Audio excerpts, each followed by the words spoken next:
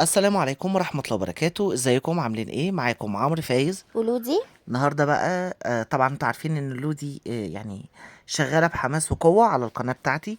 فتعالوا بقى بينا نشوف هي عملت ايه. طبعا احنا هنقضي الاجازه زي المره اللي فاتت، فاول حاجه عملتها ان انا حطيت غسيل في الغساله، ونزلت بقى على السوق، جبت بقى الحاجات الحلوه اللي قدامكم دي، خدت التموين طبعا، ربنا يديمه علينا نعمه قبل ما يتلغي. وجبت الكرنبايه الحلوه دي، وجبت كوسه وجزر وبصل اخضر وخضره، وجبت جرجير، وجبت طماطم، وجبت بطاطس اكيد. جبت حاجات كتيره قوي قوي قوي. طبعا انا بوريكم بقى الحاجات يعني، وانا ايه بصور كده. وجبت ايه تاني؟ تهيألي جبت حاجة تانية ونسيتها، ولا ما جبتش. جبت بتنجان علشان الفطار بتاع يوم الجمعة اللي انا ما صورتوش، بس ان شاء الله في مرة كده ابقى صاحية رايقة والدنيا عندي فاضية واصور لكم عملت ايه. علشان انا كنت بعمل كارثة في الفطار، بس الحمد لله اتعلمتها من عمرو. كنت بعمل الفول اللي بقوطة حتى عليه ليمون، شفت الجبروت؟ والله في ناس جبروت. بتاكله كده. ومش قادرة اقول لكم بقى ان انا لما كنت بعمله قبل ما اتجوز كانوا بينبهروا والله، بس طلع من غير ليمون احلى كتير. المهم بقى احنا ايه، يعني ايه طولت حتة المشتريات دي، بس عشان ايه قلنا نسلم عليكم براحتنا، ونخش بعد كده بقى نشوف هنعمل ايه. طبعا انا ناس كتيرة قوي هتعارضني في اللي انا هعمله بعد ما الحتة دي تخلص، ان انا بفرط ورقة. الاول جبنا الغسيل علشان انشره. جبت لكم بس شكل غسيل كده عشان ايه تبقوا بتقضوا معايا كل يوم اعمل لكم حاجه، يعني اطول لكم في الروتين بتاعي. وهنا بقى انا كنت بفطر قبل ما ابتدي على المرحله بتاعتي، وحد يقول لي ان هو بيحب الجبنه اللي بالزيتون عليها شيبسي زيي، حد يقول لي كده عشان انا جوزي بيضربني. حطيت ميه بتغلي وحطيت فيها ملح وحطيت فيها كمون. وفي ناس هتعترض على اللي انا بعمله ده وهتقول ان هو غلبة، بس انا بعرفش اعمل الكرنب غير كده، لان انا قبل كده لقيت حاجة مش لطيفة ومش عايزة اقرف حد. فانا بفرط يعني بنضف الكرنباية الاول من بره، اشيل الورق اللي مش حلو ده. بقرمح. يعني مش بعرف اقولها. وبعدين ابتدي افرط الورق بتاعها ورقة ورقة، ما بسلقهاش غير كده. انا عكسك. انا بقرمحها وارميها في الحلة ما هو من عشان الحتة اللي انا، مقطوعة وبعدين ابتدي اسلك. ما انا جربت مرة اعملها كده وبعدين ما، انا ما ببصش يعني بقى. كده بقى ايه، انا بسلق الكرنب كده اربع خمس ورقات مع بعض، اربع خمس ورقات مع بعض، واصفيهم وابردهم واسيبهم. وكده بقى بعد ما قطعته، لو حد عايز يتعلم طريقه التقطيع او طريقه اللف او الحاجات دي قولولي، بس انا بختصر الحته دي، لان طبعا كلنا شاطرين وكلنا حلوين وكلنا بنعمل حاجات زي الفل. وهنا بقى كنت بعمل الغدا قبل ما عمرو يجي من الشغل. جبت بقى الكبه بتاعتي وحاطه فيها بصلايه كده، انا كنت طبعا فارمه بزياده علشان الخلطه بتاعت المحشي. فهنا بقى حطيت بقيه البصل، وحطيت عليه طماطمايه، وحطيت عليه نص كوبايه من اللبن، وهحط عليه عصرة ليمون، وهحط عليه توابل. التتبيلة دي حلوة جدا على فكرة، حتى بعيدا عن البانيه المشوي، في البانيه العادي.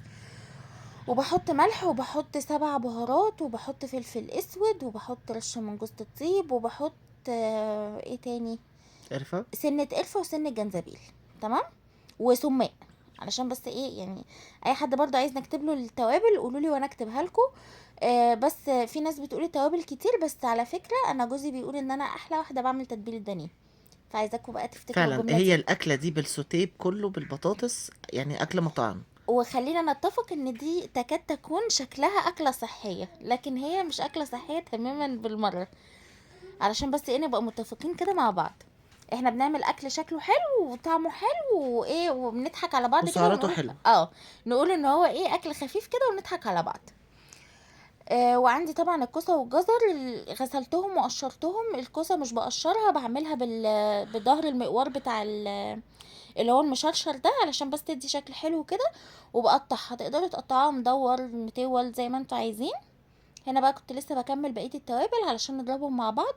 وما تقلقوش، عصرة الليمونة دي مش هتروب اللبن خالص، ما فيش اي مشكلة يعني، مع البصل والطماطم وكده مش بيحصل حاجة.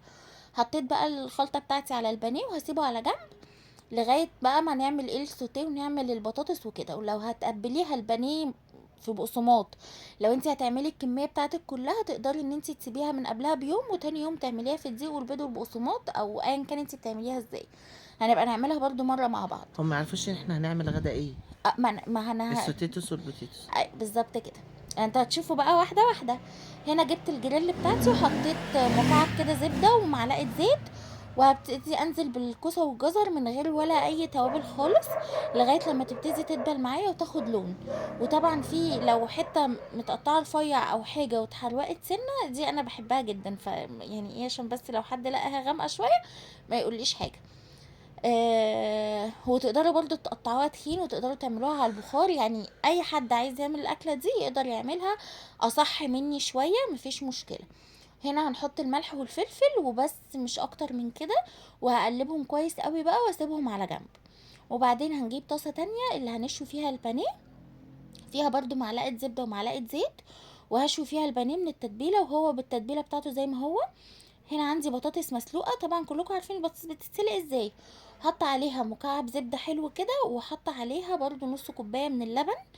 اللبن بيديها طعم حلو جدا، بالذات لو لبن بلدي مع الزبده بتديها دسامه، بتبقى عامله زي السماش بوتيتو اللي بتاكلوها في المطاعم. وكمان هنحط عليها ملح وفلفل اسود بس فقط لا غير.